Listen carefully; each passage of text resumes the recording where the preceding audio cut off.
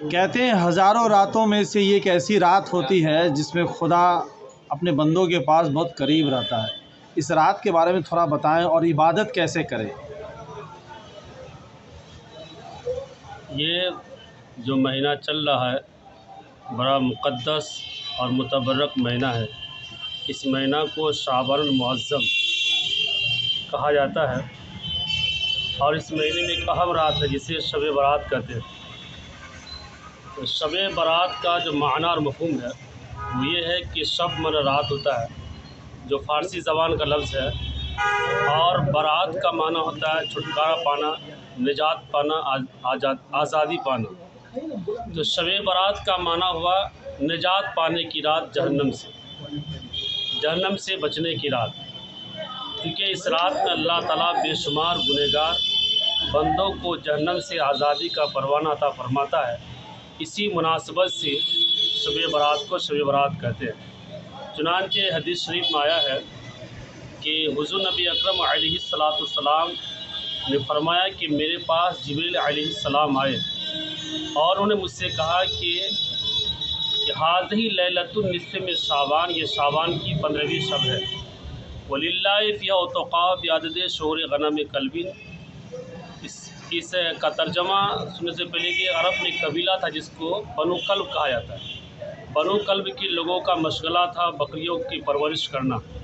تو جس قبیلے کے لوگوں کا مشغلہ ہو بکریوں کی پرورش کرنے، اور بکریوں کی تعداد لامحالہ زیادہ ہوگی۔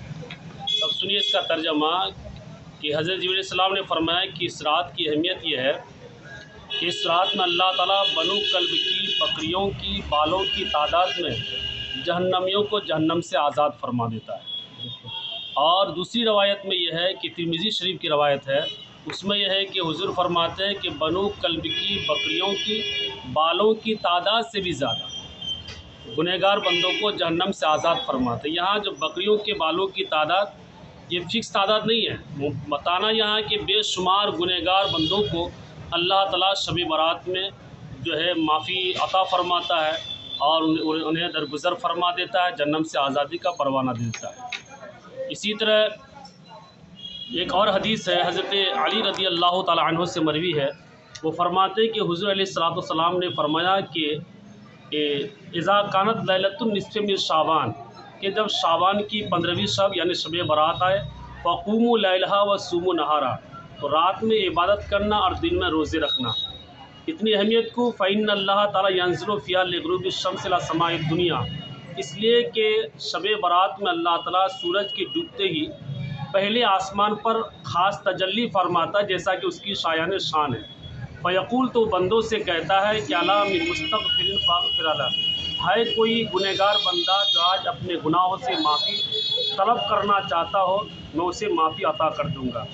ہے کوئی رزق کا طلب کرنے والا، روزی کا طلب کرنے والا جو مجھ سے روزی مانگے، رزق مانگے، اسے میں روزی عطا کر دوں گا۔ الا من مبتلیہ فوافیہ، ہے کوئی مبتلا مصیبت کا، پریشانی کا، بیماری کا مبتلا شخص جو مجھ سے آج عافیت طلب کرے، میں اسے عافیت طلب کروں گا۔ اللہ قضا، ہے کوئی ایسا بندہ، اللہ قضا، ہے کوئی ایسا بندہ، اللہ تعالیٰ فرماتا کب تک، حتی یطلع الفجر، یہاں تک کہ فجر صادق طلوع ہو جائے۔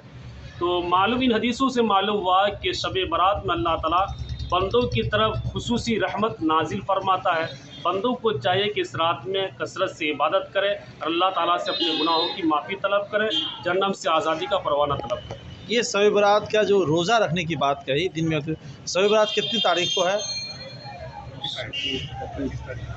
25 فروری کو، تو 25 فروری 24 فروری 25 فروری رات میں، تو 25 فروری رات کو شب برات ہے، تو یعنی 25 کو دن میں روزہ رکھے۔ نہیں، اور روزے رکھنے کی یہ ہے کہ حدیث میں تو یہ آیا ہے کہ اس مہینے میں حضور علیہ السلام ایک اور دو نہیں بلکہ کثرت سے روزہ رکھا کرتے تھے۔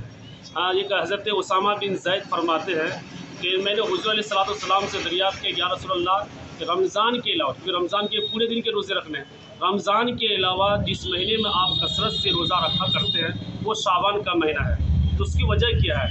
تو حضور نے فرمایا کہ ذالک شہر بین رجب و شعبان، یہ جو شعبان کا مہینہ ہے یہ رجب اور رمضان کے بیچ کا مہینہ ہے۔ اس کی اہمیت سے اکثر لوگ غفلت کے شکار ہیں، जबकि इसी महीने में बंदों के साल भर के अमाल अल्लाह की बारगाह में पेश किए जाते हैं। तो मुझे ये बात पसंद है कि मेरे अमाल जब अल्लाह की बारगाह में पेश किए जाए तो मैं रोज़े से रहूँ।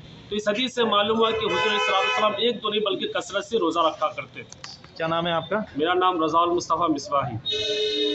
आपके बगल में जो हजरत थे उन्होंने बखूबी से शब बारात की सारी चीज़ों को बताया, लेकिन एक चीज़ बताइए, शब बारात की रात को लोग इबादत करते होंगे, उसके बाद तमाम जो कब्रिस्तानों हैं उसमें सभी युवक हो जो बड़े लोग हैं सभी घूमते रहते हैं, लेकिन एक चीज़ और गौर करने वाली बात है, गाड़ियों की हुड़दंगी होती है।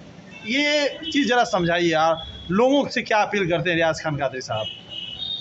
सबसे पहले तो मैं ये बताना चाहूँगा आपके माध्यम से कि हमारे शरीयत में किसी भी त्यौहार में ना तो फिजूल कोई काम करने का हुक्म है, ना हुड़दंगी करने का हुक्म। शब बारात की पूरी तफसील आपको हज़रत ने बताई।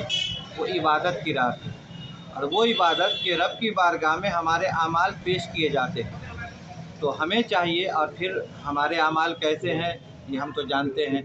तो अल्लाह तबारक ताला अपने बंदों के बहुत करीब होता है, तो हमें ये चाहिए कि हम रोज़े रखें और पाक साफ़ रहें और मगरिब के बाद अपने घरों में नियाज़ फातिहा के बाद इबादत करें, मस्जिदों में इबादत करें, घरों में इबादत करें, और उसके बाद हम कब्रिस्तान जाएं, अपने मरहूमीन के लिए मग़फ़िरत की दुआएं करें वहाँ जाकर।